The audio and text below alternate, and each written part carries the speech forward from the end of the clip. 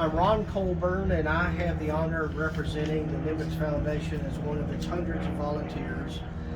Dedication ceremonies are an important part of our responsibilities as we honor families and service members with meaningful ceremonies of remembrance.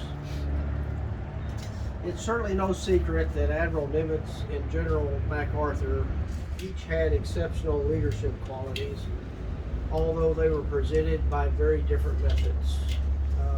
Recently published books continue to note that Admiral Nimitz had a diplomat's touch when dealing with the sometimes over-the-top ego of General MacArthur, and the Admiral himself was really a poster child of Germanic self-control.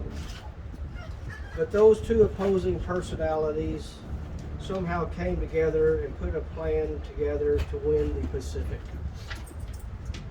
So the white-haired, blue-eyed Texan from landlocked, prone to drought, which we are in right now, Southwest Texas, marshaled one of the greatest naval forces the world had ever seen. And without naval support, this war would have never been won.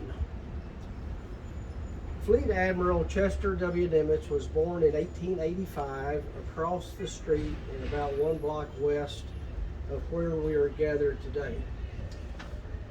As a child, he had duties in his grandfather's hotel, which was this building here, including tending fires to the bathhouse, which is this building. They had stone bathtubs, fire pits underneath. That's how they heated the water, and I don't know how they got the water out. but it was one of the last bathhouses between here and the West Coast. So you had to kind of take what you got. Yeah. Shortly before his death in 1996, the Admiral was approached by a group of Fredericksburg citizens who asked him to allow the reopening of the Nimitz Hotel built by his grandfather as a museum to honor the Admiral. However, for the museum to be constructed, the Admiral posed two stipulations before he would agree to that plan. First, that the museum had to be restored to the original steamboat hotel configuration, which was a design of his grandfather's, again in the middle here in Southwest Texas. And secondly, that the museum had to be dedicated not to him, but to the men who served under him. So in the Admiral's honor, the motto of the museum has been and always will be, as written in your program, that we inspire our youth by honoring our heroes. This campus was established with the museum opening on February 24th, 1967, and being housed somewhat modestly in the original hotel building. Today, the magnificent galleries and main components of this campus are properties of the state of Texas and overseen by the Texas Historical Commission, but operated through a public-private partnership agreement with the Admiral Nimitz Foundation that oversees the daily operations of the museum in this campus. Recently, the museum became a Smithsonian affiliate, and it offers the nation's most comprehensive account of World War II in the Asiatic Pacific Theater. This courtyard is filled with memorials that exemplify the true meaning of heroism. These memorials are a very important way to remind the generations removed from this war of the sacrifices and courage put forth by these brave men and women. I think almost every day of whatever gratitude I express to my own father, who has a memorial in this garden, and wonder if it was enough. But interestingly, since his dedication ceremony, my children and grandchildren all have a renewed sense of pride and ambition to learn about his service in the Pacific Theater. And that's what it's going to take. Remember the motto that we inspire our youth. Nations that live in freedom, unfortunately, too often take it for granted. Legitimate nations do not and should not celebrate conflict. We celebrate the end of conflict. And in doing so, we honor and memorialize those who served. This memorial courtyard is filled with such memorials, and I dare say most of those so honored would be embarrassed by the attention. These service members were not a boastful crowd. Those who were fortunate enough to return to their homeland simply came back, dedicated their lives to their work, and continuing serving their country. They became peacemakers, and peacemakers are communal people who are facilitators, negotiators of compromise, givers who gave to their communities. They created economies, and after they had already given so much, continued to give back to their nation. And for families that endured the ultimate sacrifice, they carried on in the same manner. A common purpose had to, and fortunately did, emerge for the building of this great nation. And without our great nation, these commitments, endurances, and sacrifices would have been in vain. Naval construction battalions were created as replacements for civilian construction contractors serving in combat zones after the attack on Pearl Harbor. At that time, some 70,000 civilian contractors were working on naval contracts, and they were prohibited under international law to defend themselves, as they would have been classified as guerrillas and subject to war crimes execution. So the conceived CB model was trained military equivalents to those civilian companies, able to work anywhere, under any condition, under any circumstance, in every theater of operation. They have a storied legacy of creativity, field ingenuity, and they provided the Navy an unconventional asset found nowhere else in the U.S. military. General MacArthur has been quoted as saying he had only one problem with the Seabees, and that was he didn't have enough of them to work under him. But as the war ended, just under 260,000 officers and enlisted men had served as Seabees. All of us here today have been blessed to participate in the parade led by these heroes. And for the most part, they never realized that they were leading a parade or giving us a parade to march in. And we have to remember that they were and are the Grand Marshals, either present with us or in our memories. And we were only participants as they marched on through their lives. But they allowed us to all arrive in this same amazing place that we are blessed to call our home. We are now in the fourth generation removed from this war, and it becomes more and more difficult to remember the enormity of this conflict and the tremendous sacrifices on the battlefields and at home. The exceptional mobilization effort that had to be accomplished to fight the war is well documented in the Bush galleries.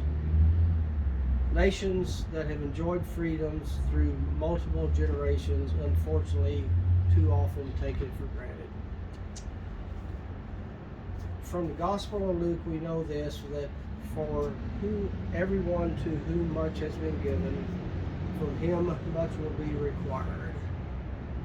The Nimitz Memorial is a very appropriate reminder as we think of those words and remember the gifts of these heroes and the millions more who gave us our freedom. Our job now is to continue on. Thank you for being here today and allowing us to participate in this important event. We are honored to be here with you. May God bless all of us and continue to bless our great nation. Thank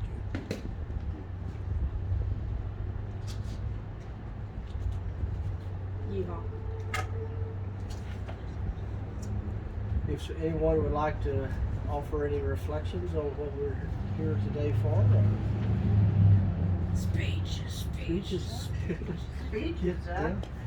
I remember being told that by his oldest daughter, who's 92 now, she said that, you know, he served from 23 to 27 in the Navy.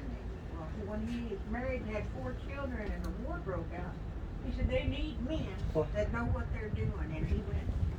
Well, really listen again. Yeah. Wow. That was his service. Wow. He was in 38. Something Yeah, like that. 30 now. He was close to 40. So, yeah, wow. Yes, he was that's exactly who they needed in the Seabees. Yeah. He was a carpenter. Yeah, that's exactly it. That's what they wanted. They wanted trades that they could work off of. Wow. That was his story there. Yeah. That's all I know about that part.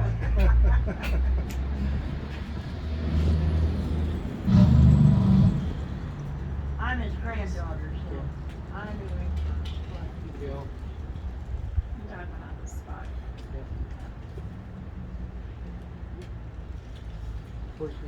Where's he buried? He's buried up by Oklahoma City. Okay. And then in a veteran's center. Deckard, okay. Yeah. He's in the veterans cemetery. Did he continue his carpentry trade when he returned? Oh, yeah. Yeah. We have furniture scattered off his family now that he built. Wow. It's our refrigerator. Sure.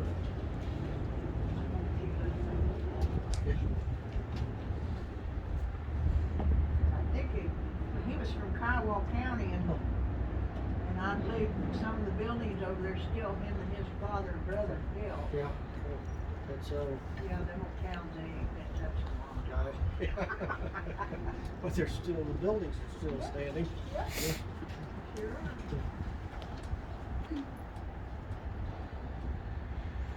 Well, before the plaque, Bill will play Anchors Away for us.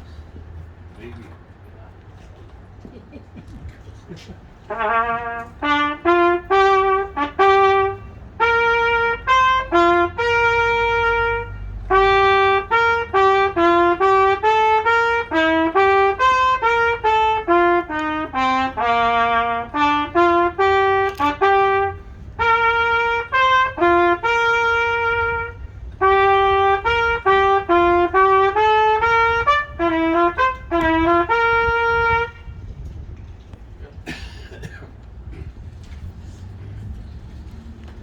So here we have our brick that we're going to lay today. And we'll take some photographs with this. Okay. Get up here closer. Yep. Oh, turn it off. Don't mind me. Mama. Hang on.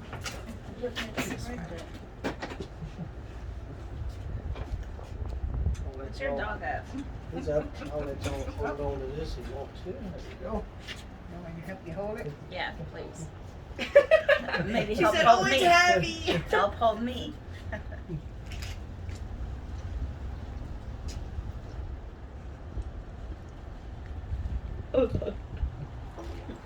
Don't drop it, Lauren. It's around my neck. You'll be fine.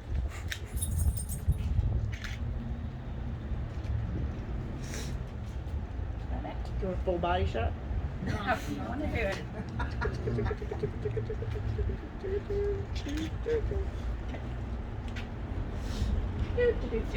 Well, you should take a picture with them too. Everybody gather around the campfire and sing the campfire song. They were the demanding photographer. You brought the demanding photographer, didn't you? The producer. Look out, the producer. You might as well stick them in your pocket. Here, I call them. You have that. Yes, you. Oh, yeah, I got it. You want to read in front of you? Oh, yeah. There you go. You think you're good? Go. All right. Good. Mr. Brooks said he wanted out too. I'm gonna Close turn enough the flash together? on real fast just to make sure it's bright enough. I wanna be able to see your faces. Did flash, but Yeah, I noticed. Well, just you need needed it. it. Yep. Yeah. It'll be fine. You're Alright. good. Good. Okay, we'll go right over here and you can lay the brick. Right over here, huh? I'll pull right over there. I'll see. Yeah.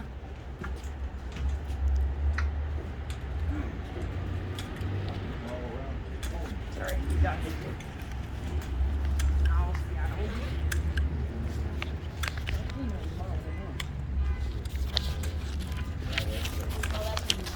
Could be later. Can we just stick it down in there? Yes, ma'am.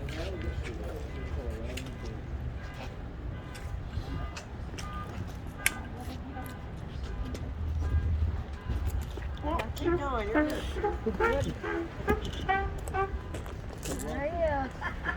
You take a picture of him too, Sarah. All right, now we're gonna do the national. Alright. Little side story here. I was doing this one time there, and I'm halfway through it, and this little tiny girl comes up and drops a dollar bill in my hat. I had trouble getting through the song. You got your chip then, didn't you?